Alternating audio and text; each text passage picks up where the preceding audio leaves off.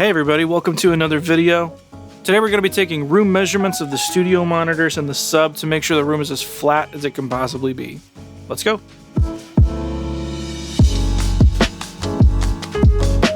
I am pretty tired. We completely redid the control room in here. New desk, new floor. There's a whole video coming about that. I just haven't edited it yet. Hit subscribe if you want to see how I did that.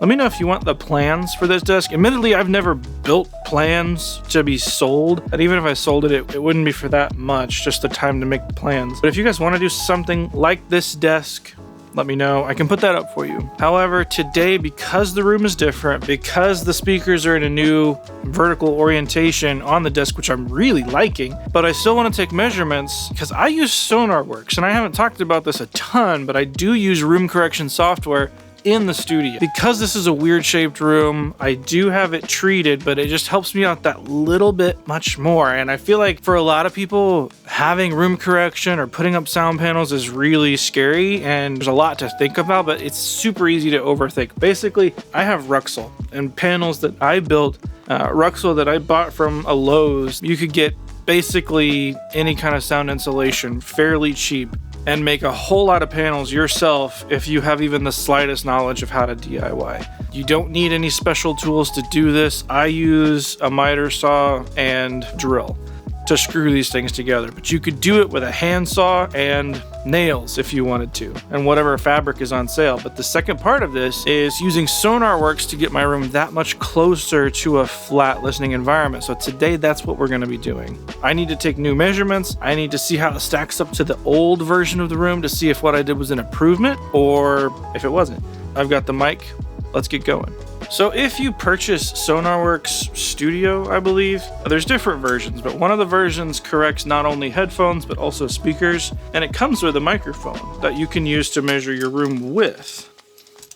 I don't recommend screwing in your mics like this, but so we're gonna get it set up. I'm gonna get this thing plugged in, and then we can pull up the software. Now, due to the nature of what we're doing, taking measurements of a room, I don't really want to put this into a super colored preamp, I don't think. So I'm going to put this into a relatively boring preamp.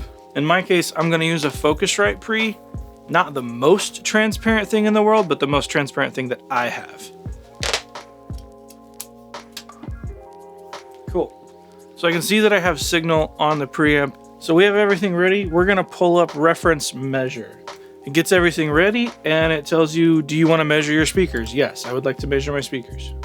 So it gives you a setup checklist. It kind of makes this hard to mess up. It's asking me, do I have 48 volts turned on? Make sure that your microphone not routed directly into your speaker outputs. Make sure your microphone is not connected directly to your speaker outputs. That's a pretty easy, yep, got it. A single audio interface is used for mic input. Yes. Audio interface rate is set exactly to 44.1. It's going to ask you for the microphone ID, and this is actually pretty cool because they take measurements of everything. And you can see right here on the microphone, there's an ID number.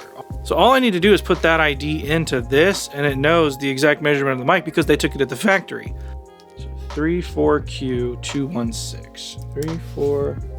34Q216. Okay. It pulls up my calibration profile. I am in Avid HDX channel 1. Yes. It wants me to tap the mic to make sure that I have it in the right one. I can already see signal, so we're good there. And then play a test track. Nice. My voice should sound at normal conversation volume. Please adjust the volume of your output device. My voice should sound at normal conversation volume.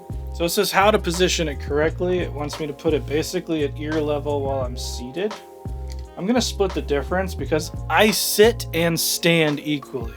So it actually says you can hold the microphone. I don't think I'm going to do that, at least not right off the bat. It wants you to make sure it is in your general listening spot. This is about my listening spot. About as high as your ear. This might be a little bit high, so I'm going to drop it down when I'm sitting. Just kind of split the difference here. Aim between the speakers, so like in the center of the image, about right there, and then hold the microphone away from your body. I don't really need to worry about that because it's on a stand.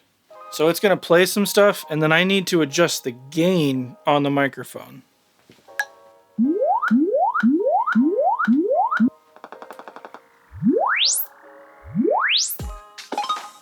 Cool. Now it's going to determine the distance between the speakers.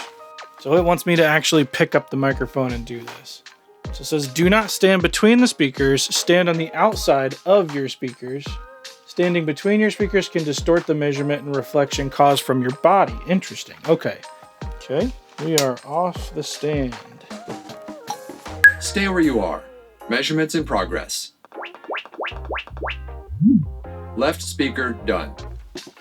Stay where you are. Measurements in progress. Right speaker done.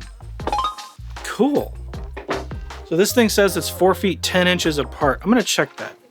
That seems wide. That's actually scary. It's exactly 4 foot 10 inches. Okay. Next. So wants me to stand in my listening spot. Okay. Got it.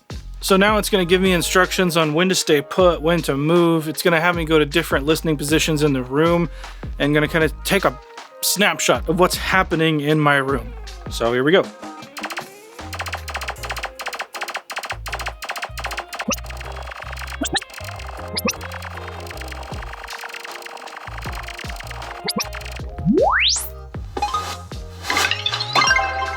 Hey, that's pretty cool. Now we can look at the results. Okay. I definitely have a buildup in the low end and a dip around 110, 120, which is what I'm used to seeing. What I'm happy about is the speakers seem much more matched than they used to be. And I think that might be because they're now sitting vertical in the room. Now all we have to do is name this profile. I'm going to name it Studio 3, I think, because my last one was Studio 2. I'm going to pull up a mix that I just did just to help me figure out if this sounds right. And I'll probably go back and forth between the preset that I just took, Studio 3, and the previous one that was actually about 4 years ago.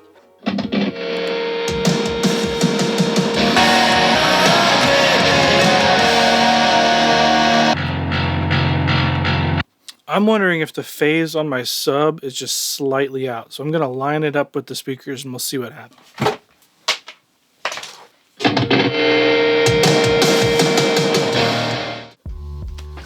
It's now the next day because part of this process is not jumping too fast to conclusions. I need to give my ears a break because a lot changes. I just basically switched the EQ of my entire room. It's a lot to adjust to really, really fast. I found I need to give myself like a full day, come back the next day, double check the profile that I ended up making. I ended up making 3 yesterday, making subtle tweaks to each one of them. And then I came in and reviewed all of them against the one I'd listened to prior. So before I changed the control room, and then I settled on what was the final adjustment. The room feels really good. I'm happy because when I left yesterday, I wasn't very sure of the choices that I made with it. But that just goes to show you can't trust yourself in the moment. There's a lot that our brain's trying to process, changing that many variables, so you gotta sleep on it. Getting your monitoring right is one of the most boring things you could do in the studio, but trust me when I say it's one of the most important. And there's a few plugins. When people say, what plugins change your life?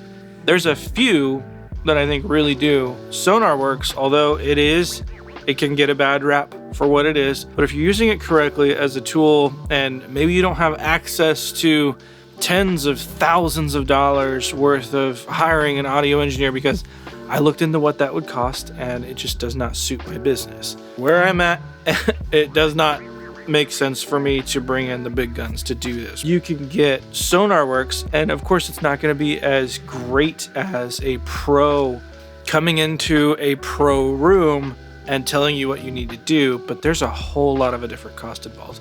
If you could get your room 75% of the way there, tweak it on your own, get to know it, and then finish this off with SonarWorks, or get the headphone version and at least know you're getting the flattest response out of those headphones possible. Hearing is the number one thing we need to do. I would argue nothing else really matters.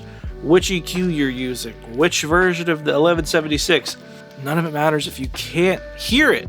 And this is one thing I've found that has made me a better engineer. The plugins that have really changed the way that I work and changed my life as an audio engineer haven't been the vintage versions of this or the compressor. They've been utility plugins. and this one is pretty high up on that list. If you want to make the most of your monitoring situation, check out my affiliate link with Sweetwater in the description below. I do get a portion of what you spend with Sweetwater. It really helps support the channel, and I appreciate it. I think if you're on the fence about something like this and you decide to do it, I think you'll be surprised with the results. Because if we can't trust our ears, what the heck can we trust? Anyway, guys, I'm stoked on the new room. I'm having a blast with this new setup and this desk. Hit subscribe if you want to see the process of building the desk and redoing the room. More on that to come. I appreciate it. I'm Resident Loser Jeremy. I'll see you guys in the next one.